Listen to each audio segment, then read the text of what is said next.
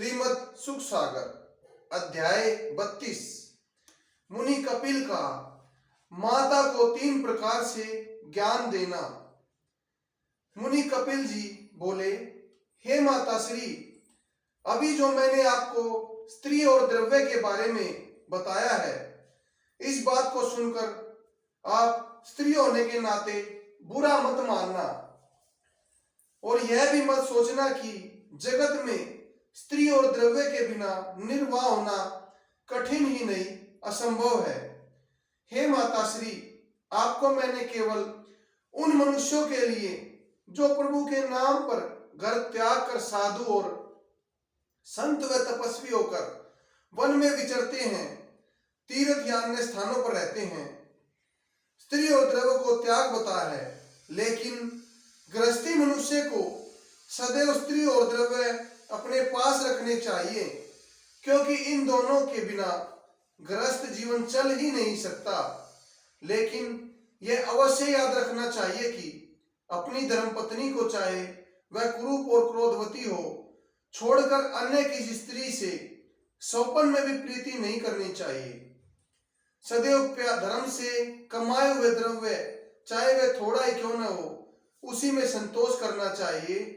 पाप की कमाई से दूर रहना चाहिए। प्रतिदिन देवकर्म, पितृत्व कर्म और प्रभु की पूजा कर समस्त वस्तुओं को प्रभु को समर्पण कर उपयोग करना चाहिए। साधु संत दीन दुखियों की सदैव सेवा करनी चाहिए। यज्ञ तप दान व्रत प्रभु भजन एवं अन्य शुभ कार्य करते हुए घोर विपत्ति आने पर भी धैर्य और सुख से जीवन व्यतीत करना चाहिए। जिस तरह कमल का फूल जल में रहते हुए भी उससे अलग रहता है, इसी तरह स्त्री पुत्र धन और सांसारिक व्यवहारों में रहते हुए भी उनमें अधिक चित्त न फंसा प्रभु का चिंतन करते हुए अलग रहना चाहिए। हे माता श्री, इस तरह के कर्म करता हुआ गृहस्थ व्यक्ति सूर्य मंडल में होकर बैकुंठ में चला जाता है। जो पाप पुण्य दोनों में को करते हैं, वे चंद्रमंडल में होकर स्वर्ग में जाते हैं और वहां अपने कर्मों का फल भोगने के पश्चात फिर इसी संसार में जन्म लेते हैं।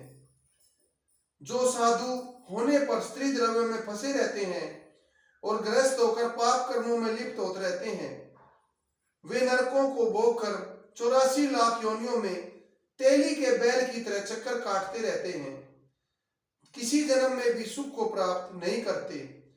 माघ माह से लेकर आषाढ़ के 6 महीने तक सूर्य उत्तरायण में रहते हैं, तो उन दिनों में मृत्यु को प्राप्त होने वाला प्राणी सूर्य मंडल से होता हुआ बैकुंठ में जाता है। और सावन से लेकर पौ के महीने तक 6 माह सूर्य दक्षिणायन में रहते हैं, उन दिनों में मृत्यु को प्राप्त होने वाला प्राणी चंद्रमंडल से होकर स्वर्ग में जाता है। इसी तरह कृष्ण पक्ष पितरों की रात्रि और शुक्ल पक्ष पितरों का दिन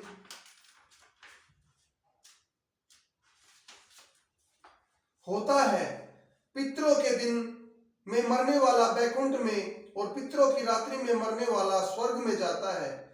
लेकिन पापी पुरुष चाहे किसी तिथि, वार, पक्ष, नक्षत्र व महीने में मरे, उसको तो अवश्य नरक भोगना पड़ता है। हे माता, मनुष्य को सदैव पाप कर्मों से दूर रहकर प्रभु का सच्चे मन से भजन कीर्तन करना चाहिए। जो भक्त मेरी सात्विकी भक्ति करते हैं, अनेकों जन्म में राजसी भक्ति करने वाले उसी जन्म में मुक्त हो जाते हैं। इनको छोड़कर मुक्ति के 3 अन्य मार्ग हैं और वह मैं आपको बताता हूँ।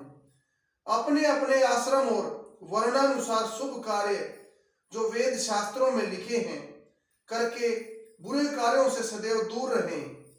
प्रेम और भक्ति भाव से प्रभु की पूजा करें। सांसारिक माया को झूठा समझकर सदैव दूर रहें।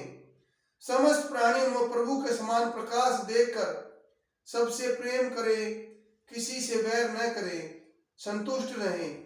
हे माता श्री, जिस तरह ईख से गुड़, शक्कर, चीनी आदि अनेक पदार्थ बनते हैं, लेकिन सब में मिठास होती है, उसी तरह जप तप दान यज्ञ और व्रत आदि अनेक शुभ कार्य अलग अलग विधि से बताए गए हैं, लेकिन इन सब का उद्देश्य केवल संसार से मुक्ति पाने के लिए है।